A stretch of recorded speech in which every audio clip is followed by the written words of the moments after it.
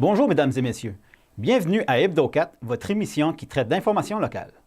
Voici le contenu de cette édition du 4 février. Présentation du projet J'écoute la jeunesse par la MRC du Rocher-Percé et le CJE Option Emploi du Rocher-Percé, réunis pour l'occasion, lundi le 29 janvier dernier. La Chambre de commerce du Rocher-Percé a dévoilé mardi le 30 janvier dernier, lors d'une conférence de presse, la programmation de la 3e édition de la Journée de l'emploi de la MRC du Rocher-Percé. Rénal Boissonneau, vice-président, et Danny Cyr, administrateur de l'Association des personnes handicapées visuelles de la Gaspésie-Île-de-la-Madeleine, nous informe sur cette association. Jacques Langelier du Centre d'action bénévole Gascon-Percé nous a expliqué les joies d'être bénévole et nous a fait aussi un petit survol des différents nouveaux services offerts. Valérie Cyr-Caillouette de la Maison des jeunes de Saint-Alphonse et Christian Casey de la Maison des jeunes de Maria sont venus nous rendre visite pour nous parler au sujet des maisons des jeunes. Bonne émission tout le monde! Tout d'abord, la MRC du Rocher-Percé et le CJE Option Emploi du Rocher-Percé se sont réunis lundi le 29 janvier dernier pour nous présenter le lancement du projet J'écoute la jeunesse. Ce projet se veut une consultation jeunesse auprès de tous les citoyens âgés entre 15 et 35 ans de la MRC qui aura pour but de déterminer leurs besoins et d'élaborer un plan d'action selon leurs aspirations et leurs priorités pour les prochaines années. Télévague y était présent pour vous et nous vous avons préparé ce qui suit. C'est un projet qui me touche particulièrement à cœur parce que depuis que je suis rentrée comme préfet, c'était un dossier que je voulais porter. J'ai remarqué en parlant aux jeunes que les jeunes se sentent pas écoutés. Ils ont l'impression qu'ils sont très loin des décisions qu'on prend dans la MRC et que les politiciens sont pas accessibles. Alors, ce qu'on a décidé à la MRC du Rocher-Percé, c'est de voir est-ce qu'on est capable d'aller consulter les jeunes vraiment sur des sujets très précis pour venir créer la MRC dont ils rêvent d'avoir plus tard. On dit que la démographie, c'est un des enjeux primordiaux de la Gaspésie, pas juste de la MRC, mais de la Gaspésie. Alors, si on veut attirer des jeunes chez nous, ils doivent se sentir qu'ils vont avoir la chance de revenir dans la MRC dont ils pourront prendre part à former avec nous, les élus. Cette consultation-là, c'est pas juste une consultation utilitaire pour dire aux jeunes « on vous a consulté ». C'est une consultation où les résultats vont devenir la trame de fond de toutes les décisions des élus de la MRC du Rocher-Percé. Alors, on va vraiment utiliser ça comme véhicule pour orienter les prochaines décisions qui vont avoir lieu pour les prochaines années. Notre projet est rendu possible grâce à l'implication financière du secrétariat à la jeunesse, via le ministère des Affaires municipales et de l'occupation du territoire, la MRC du Rocher-Percé avec son fonds d'aide aux organismes, les 5 municipalités de la MRC et le Carrefour Jeunesse-Emploi du Rocher-Percé. Le plus important, c'est que oui, les jeunes doivent parler, mais ensuite, les jeunes devront demander aux élus comment faire les choses et les élus devront répondre. C'est un commitment de 3 ans et c'est ça qui est le projet pilote. Il y a une consultation, mais le projet pilote, c'est comment qu'on va arriver à arrimer les besoins des jeunes et les prises de décisions politiques et économiques. Il y a plusieurs étapes à ce beau projet-là. C'est qu'il y a la première étape qui a lieu à partir d'aujourd'hui. Maintenant, en fait, vous pouvez aller en ligne, soit sur notre page Facebook de J'écoute la jeunesse ou sur le site Internet du CJE Option Emploi et de la MRC. Vous trouverez l'onglet pour répondre au sondage. Donc, c'est un sondage qui est disponible en ligne. On veut vraiment mettre la table pour vraiment faire un portrait de la MRC. Qu'est-ce que les jeunes ont à dire sur différentes thématiques? Par la suite, il y aura des rencontres de style focus group à la grandeur de la MRC. De ces focus group-là, on pourra déterminer justement c'est quoi les actions, c'est quoi qu'on a besoin, qu'est-ce qu'on fait qui fonctionne, qu'est-ce qu'on fait qu'on préfère différent pour améliorer la situation.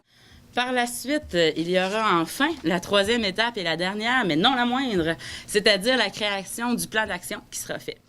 Parallèlement à l'excellente démarche qui a lieu présentement dans Rocher-Percé, la Commission jeunesse de la Gaspésie-des-Îles va mettre en place et lancer le 12 février prochain une consultation jeunesse régionale qui sera sous la forme d'un sondage en ligne et qui visera les 15-35 ans de toutes les autres MRC de la région. La Commission jeunesse de la Gaspésie-des-Îles vous donnera davantage de détails aux alentours du 12 février pour vous expliquer plus précisément en quoi ça consistera, mais ça permettra donc de rejoindre les jeunes des autres MRC de la région.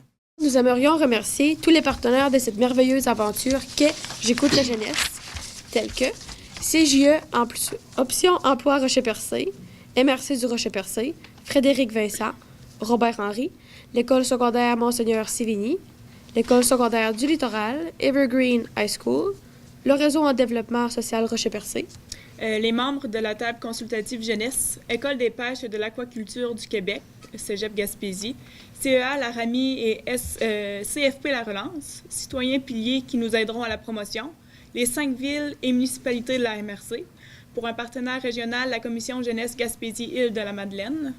Pour nos partenaires nationaux, nous avons la Fédération québécoise des municipalités, l'Union des municipalités du Québec, la Citoyenneté jeunesse, le regroupement des organismes communautaires autonomes jeunesse du Québec, le Secrétariat à la jeunesse et le ministère des Affaires municipales et de l'occupation du territoire.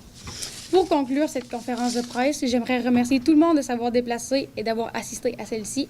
Encore une fois de plus, un gros merci à tous nos partenaires, au comité de travail, aux bénévoles, à Benoît Laplante pour son accueil et aussi à la Polyvalente. Et finalement, on vous invite fortement à répondre à notre sondage, car nous, la jeunesse, avons l'avenir de la MRC entre nos mains. I would like to thank the school as well as the media for coming. I invite you to complete our survey because we, the youth, have the future in our hands. Merci beaucoup. Merci beaucoup. J'écoute la jeunesse, c'est un projet que la MRC du Rocher-Percé a tenu à porter. Alors, c'est un projet où on va aller consulter les jeunes, mais pas juste les consulter pour dire qu'on les a consultés, mais plutôt pour que ça devienne la trame de fond de toutes les décisions que les élus vont prendre dans les années à venir. L'objectif étant qu'on crée la MRC dont ils rêvent d'avoir plus tard. On dit toujours que les jeunes ne reviennent pas dans la région. C'est important qu'ils reviennent. On veut qu'ils reviennent. Ça veut dire qu'il faut qu'on crée une MRC dont ils vont avoir envie de revenir passer leur vie ici plus tard.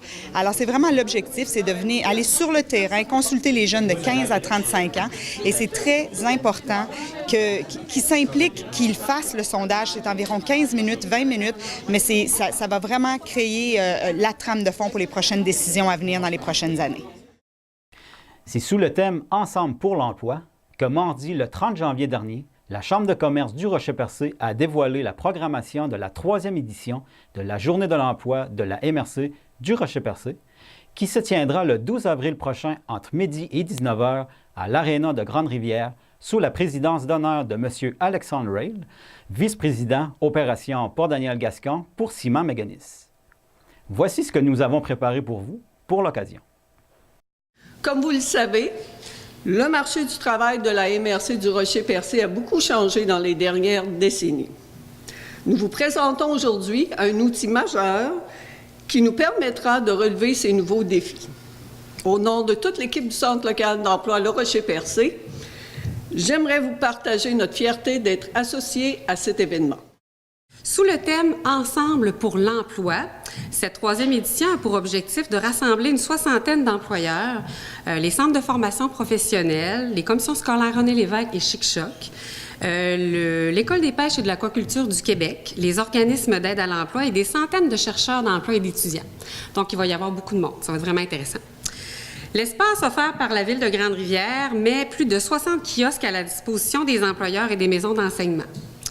D'ailleurs, plusieurs entreprises de secteurs variés, notamment Ciment Mécanis, l'Hôtel Manoir de Percé, Automobile Mauger Ford, le regroupement des employeurs du secteur bioalimentaire, les entreprises agricoles et forestières de Percé et le camp de base du coin du Banc ont déjà confirmé leur présence et afficheront non seulement les emplois pour voir à l'année, mais aussi les emplois étudiants.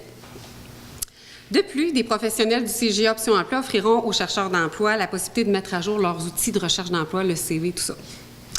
Les employeurs sont invités à faire connaître leur offre d'emploi au préalable ou à être présents lors de l'événement. Pour réserver un kiosque, c'est très important de téléphoner au 418-689-2201 au poste 249 pour réserver votre espace. Également, une aide financière est offerte par la MRC du Rocher-Percé pour la conception d'outils visuels pour pouvoir identifier son entreprise au moment de la journée de l'emploi. Pour plus d'informations à ce détail, oui, il faudrait s'adresser à la Chambre de commerce au 689-69-98 et aussi avec la participation de la SADC. Merci. Je tiens à dire qu'il y a un service de navette qui va être mis à la disposition des gens qui voudront se déplacer à la journée à partir de Port-Daniel-Gascon et de Saint-Georges-la-Malbaie pour faciliter, dans le fond, les déplacements des gens. On invite donc les gens aussi à nous suivre sur notre page Facebook, Journée de l'emploi de la MRC du Rocher-Percé. Alors, on vous attend en grand nombre. C'est une journée de belles découvertes qui présente des avantages. On rencontre en personne des candidats. Il y a un gain de temps. On a plus de choix, évidemment, avec plus de 100 personnes participantes et des opportunités de candidats de qualité. Pour les chercheurs d'emploi, ils pourront découvrir des possibilités de carrière ou d'emploi saisonnier qu'ils n'auraient pas pu envisager.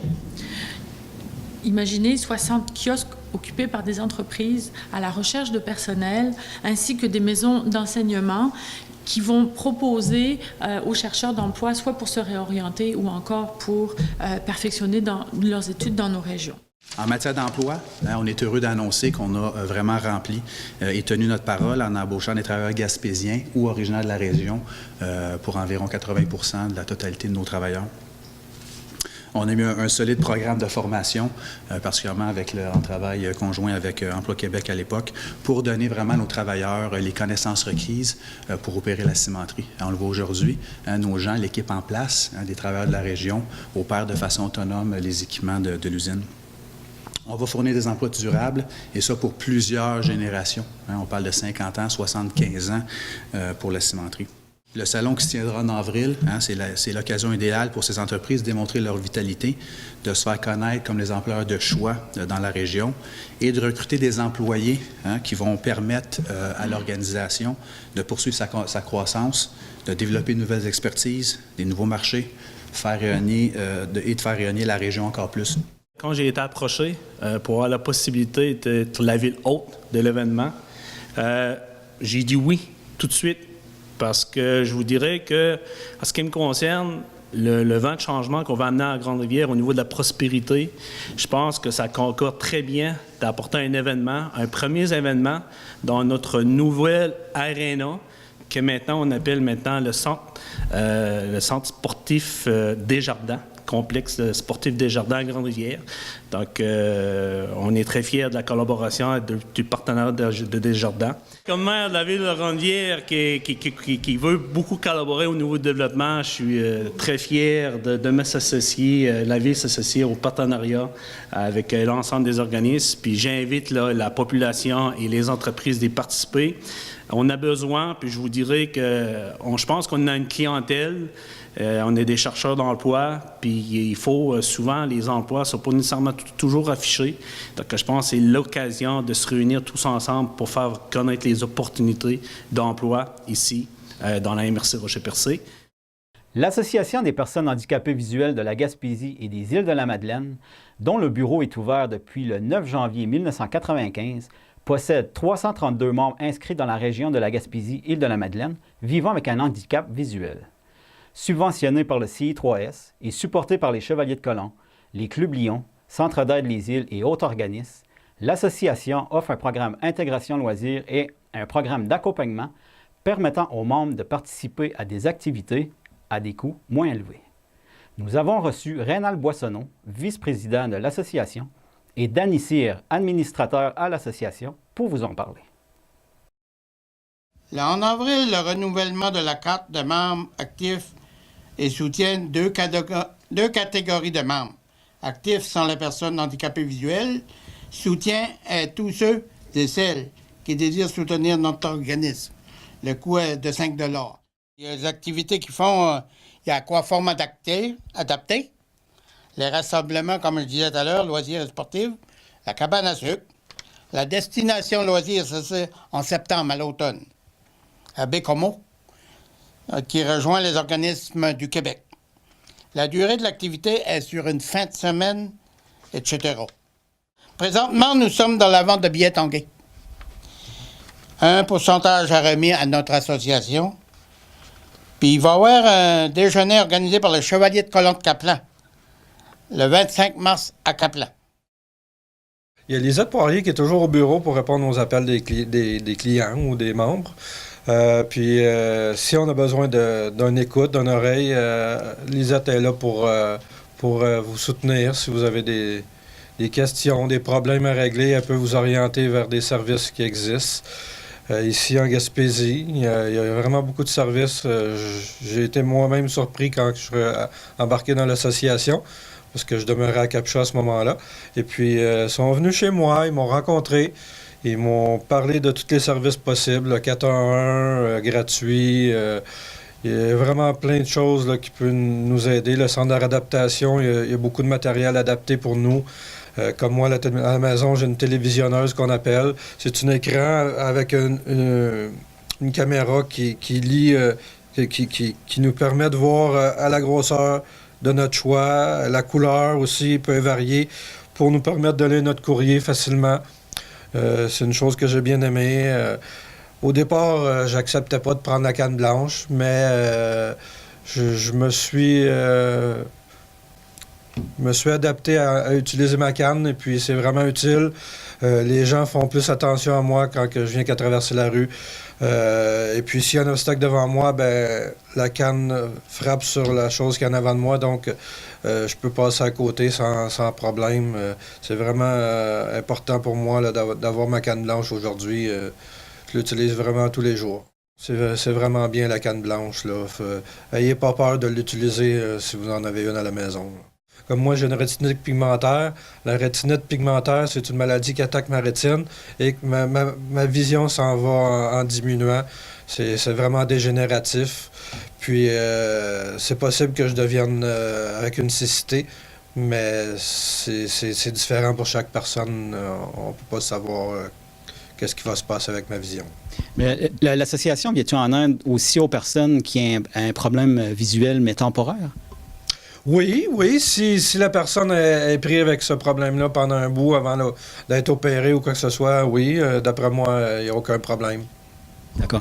Là, vous me parlez de votre canne blanche. Il y a la semaine de canne blanche. Pouvez-vous nous en parler un peu? Oui, la semaine de la canne blanche, c'est pour mettre les gens au courant là, que la canne blanche a différents services là, offerts pour venir en aide à ces gens-là. Il ne faut pas avoir peur de sortir de l'ombre puis de sortir pour aller rencontrer d'autres gens, puis tout ça. C'est vraiment intéressant. Là. C'est pour ça que l'association existe, pour aider ces personnes à sortir de chez elles. Il y a quand même plusieurs équipements qui existent. C'est sûr que Lisette en a une coupe au bureau. Peut-être que ça peut arriver qu'elle dépanne une personne, mais le centre de réadaptation est vraiment là pour nous. Il y a quand même plusieurs outils disponibles. Il y a des gens qui ont... ceux qui n'ont pas de vision du tout, il y a une machine qui existe pour détecter l'argent. Vous mettez votre papier, puis ça vous dit c'est quel papier que vous avez, là, 5 $, 10 $, 20 $. Ça aussi est pratique. Il y a d'autres choses qui existent aussi, c'est comme un crayon. Puis, le crayon détecte une puce. Là, vous mettez une puce mettons, sur le sel et sur le poivre, sur des épices. Vous dites... vous enregistrez votre voix, vous dites ce qu'il y a dans votre salière, poivrière, peu importe. Et puis, quand vous allez avec votre crayon, bien, ça vous dit que l'article, c'est le sel, le poivre, tout ça, avec votre voix. Donc, c'est plus facile pour vous de savoir ce que vous prenez pour mettre dans votre nourriture. Hein. Il y a plusieurs autres outils. L'association vous a aidé surtout à quel point? Moi, ça a été de sortir de chez moi pour rencontrer des gens, là, sortir de l'isolement, comme on dit, oui. Alors, ne restez pas seuls. Nos services sont gratuits. Pour en savoir plus, communiquez avec nous. Le bureau est ouvert du lundi au vendredi de 9h à 17h au 418-388-2836. De passage à Chandler, nous avons arrêté voir Jacques Langelier du Centre d'action bénévole Gascon-Percé, qui nous a expliqué les joies d'être bénévole et nous a fait aussi un petit survol des différents nouveaux services offerts. Écoutons-le ensemble. La meilleure façon de se rappeler du Centre d'action bénévole, c'est que d'abord, le bénévole qui s'inscrit ici, il y a différents services, il y en a une panoplie, sauf qu'on va aviser les gens que voici ce qu'on te propose, dans quoi tu serais bien. Il y a des gens qui savent déjà, là. On fait des entrevues comme ça, puis on dit l'accompagnement médical, oui, ça m'intéresse. Ou visite amicale, ça m'intéresse. Ils savent. Mais les gens qui ne savent pas, on va regarder l'ensemble des services qu'on offre ici, puis on va dire, regarde, as-tu une idée de ce que tu aimerais faire là-dedans? Parce que nous autres, je pense qu'un peu partout c'est ça, c'est le respect du choix de l'activité bénévole et le respect du temps à donner. Moi, je peux donner 2 heures par semaine, l'autre peut donner 2 heures par 3 mois. Puis on ne dit pas, ah, lui est bon, lui est moins bon. Tout le monde est bon au moment où l'action bénévole est faite, tout le monde est bon là-dedans. Ça veut dire que là, moi, je vous le dis, là, ceux qui ont essayé le centre d'action bénévole, moi, j'en connais pas beaucoup qui ont dit, moi, je m'en vais, je trouve ça plat. Règle générale, sont restés ici, soit à plus long terme, à moyen terme, mais ils sont restés ici parce que le Centre d'action bénévole, c'est une maudite belle place. On est une belle gang, côté humain très développé, puis il y a une façon d'être heureux. Moi, si je me lève le matin et j'ai choisi telle action bénévole, je vais le faire parce que ça m'apporte quelque chose, puis je suis bien. Fait que c'est le message à laisser. Je dis pas que c'est la seule place, mais je dis que c'est une maudite bonne place pour être heureux comme bénévole. Puis les personnes, bien, ils vous rejoignent toujours au même numéro? Oui, toujours le 689-6023, mais je dis toujours, regarde, à quelque part, là, si vous n'êtes pas trop loin, là, ce serait le fun que vous arrêtiez de nous voir. Même si je ne veux pas nécessairement être bénévole, mais je me dis, j'aimerais ça, voir moi, à quoi ça retourne. On va se faire un plaisir de faire le tour avec eux, de leur expliquer, puis qu'ils choisissent ce qu'ils veulent faire là-dedans. S'ils disent, bien, telle affaire, non, je ne suis pas prêt, tu n'es pas prêt. C'est pas de problème avec ça. Quand tu seras prêt, tu viendras nous voir. Puis dans l'évaluation qu'on fait aussi des services, de la demande, de l'offre de service, bien, on dit toujours, bon, ça, tu me dis que ça ne t'intéresse pas. Par contre, il y a peut-être au niveau des loisirs qu'il y aurait quelque chose d'intéressant pour lui, au niveau de Chandler, au niveau de la pastorale, au niveau de bien d'autres services qu'on n'offre pas ici. À ce moment-là, on va être capable de référer la personne. Moi, il me dit, je serais mieux, moi, à faire du hockey, du coaching de hockey. J'aimerais ça. On va le référer à la personne qui s'occupe de ça, puis peut-être que lui va se lever le matin à faire du coaching de hockey, puis il va être très heureux. Puis là, il y a des nouveaux services qui s'en viennent pour cette année? Oui, là, grosso modo, on reviendra un petit peu plus tard, c'est en développement. Il y a un service qui s'appelle Lire et faire lire. Ça s'adresse aux CPE, les groupes d'âge qui sont là. Il y a des bénévoles qui vont aller leur faire la lecture. Faire de la lecture, ça peut être 3/4 d'heure, 1 heure, de façon à ce que ça devienne une activité récréative aussi. Puis pour intervenir les enfants aussi dans la lecture là, qui va se faire. Puis il y a l'accompagnement en fin de vie qui est aussi en développement, mais ça, on le met un petit peu en retrait pour le moment, même si on en parle. Moi, il y a de la publicité qui est faite partout, puis des gens qui sont intéressés à dire, hey, lecture, ça serait intéressant. On a déjà quelques bénévoles d'inscrits. On prévoit commencer ça fin janvier, début février. Ça fait que ça serait du nouveau. C'est des nouveaux services qu'on est en train de mettre en place avec un horaire de bénévoles qu'il faut qu'ils fassent leur affaire. Parce qu'encore là, c'est pas moi qui choisis. Le bénévole choisit, j'aimerais aller faire de la lecture aux enfants le mercredi à telle heure. Fait qu'on s'en vient bon, comme regarde, on va dire la deuxième partie de l'année. Après Noël, c'est un nouveau départ. Ça fait que là, maintenant, on parlera d'autres services là, qui commenceraient vers le février-mars, comme les rapports d'impôts, pour bien expliquer aux gens qui fait des rapports d'impôts, pourquoi on les fait, puis à qui ça s'adresse aussi. Plusieurs d'entre vous s'est sûrement déjà demandé qu'est-ce que les jeunes font quand ils fréquentent une maison des jeunes. Valérie Cyr-Caillouette de la Maison des jeunes de Saint-Alphonse et Christian Casey de la Maison des jeunes de Maria sont venus nous rendre visite à nos studios afin de nous éclairer sur le sujet. Voici donc une des chroniques que nous avons préparées pour vous. Celle-ci porte sur la participation à la vie démocratique et associative. Les Maisons des jeunes sont un lieu de rencontre animé où est-ce que les jeunes viennent sur une base volontaire, que ce soit pour être écoutés, pour recevoir de l'aide, des références. Ils peuvent aussi participer à plusieurs projets sur des choses qui les intéressent. On a plusieurs volets de travail en Maison des jeunes pour les accompagner. Puis, dans le fond, dans nos capsules, on voulait vous en présenter. Aujourd'hui, on va vous présenter la participation à la vie démocratique et associative. Dans le fond, c'est d'accompagner les jeunes dans l'expérimentation de la démocratie et de ses mécanismes. Et on est un endroit idéal pour ça parce que les jeunes, en partant, peuvent faire partie du conseil d'administration. Membre du conseil d'administration d'une maison des jeunes, c'est pas n'importe quoi parce qu'il y a une loi qui a été faite au Code civil du Québec, l'article 327, qui les permet d'être de vrais administrateurs au même type qu'un adulte. Ils sont enregistrés au registre des entreprises. Par exemple, à la Maison des jeunes de Maria, il y a 6 adultes et 3 jeunes qui sont membres du conseil d'administration et donc qui participent aux réunions, aux débats, aux décisions. Ils ont le droit de vote, que ce soit sur le budget, les orientations et un peu tout ce qu'il y a à décider au sein du conseil d'administration de la Maison des jeunes. Puis la démocratie, on la travaille aussi de plusieurs autres façons. Dans la majorité des maisons des jeunes, il y a des comités jeunes. C'est vraiment des comités à l'interne. Ça fonctionne différemment pour chaque maison des jeunes, mais comme nous, par exemple, la Maison des jeunes à Saint-Alphonse a 34 ans et il y a toujours eu des comités jeunes. C'est entre 7 et 9 jeunes qui se positionnent sur des sujets quelconques, qui prennent des décisions, mais qui vont toujours être porteurs du message des autres jeunes, qui vont rapporter la problématique soit au conseil d'administration ou à l'équipe de travail. C'est vraiment un comité qui est important pour les jeunes, pour le fonctionnement de nos maisons des jeunes. Puis les maisons des jeunes qui n'en ont pas, parfois, ils procèdent plus par grands groupes, là. Ils réunissent leurs jeunes, ils font voter sur des sujets ou des problématiques qu'ils vivent dans leur maison des jeunes. Et ça va aussi, puisqu'on est un organisme avec des membres, bien, les jeunes, en étant membres, vont avoir, dans le fond, un droit de vote à l'Assemblée générale annuelle. Donc, même pour la gestion de l'organisme, au-delà du conseil d'administration, c'est eux, les membres, qui vont élire les administrateurs et accepter les orientations qui seront prises pour l'année. C'est ce qu'on appelle, dans le fond, l'empowerment. Hein? On donne aux jeunes le pouvoir, puis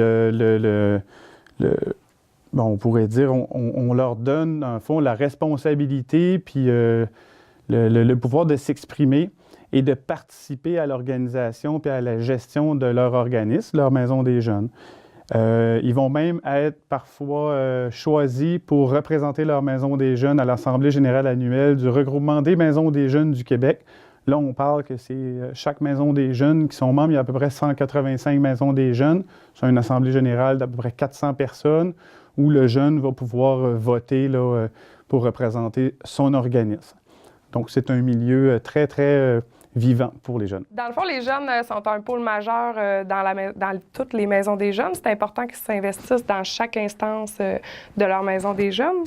Fait que c'est important aussi qu'ils s'impliquent au maximum dans chaque processus décisionnel pour qu'ils se sentent vraiment impliqués et écoutés dans leur maison des jeunes. Puis on est content de les accompagner là-dedans. Merci. Merci. En terminant, pour ceux que ça concerne, la loi sur l'immatriculation des armes à feu est entrée en vigueur le 29 janvier 2018. Et toute arme à feu sans restriction présente sur le territoire du Québec devra de ce fait être immatriculée. Cette catégorie d'armes à feu, qu'on nomme aussi armes d'épaule, regroupe généralement les carabines et les fusils de chasse. Nous avons 1 an pour s'y conformer. Nous avons donc jusqu'au 29 janvier 2019 pour immatriculer nos armes à feu. Et voilà, mesdames et messieurs, ce qui complète l'édition de votre Hebdo 4 du 4 février. Merci beaucoup d'avoir été avec nous et à la prochaine.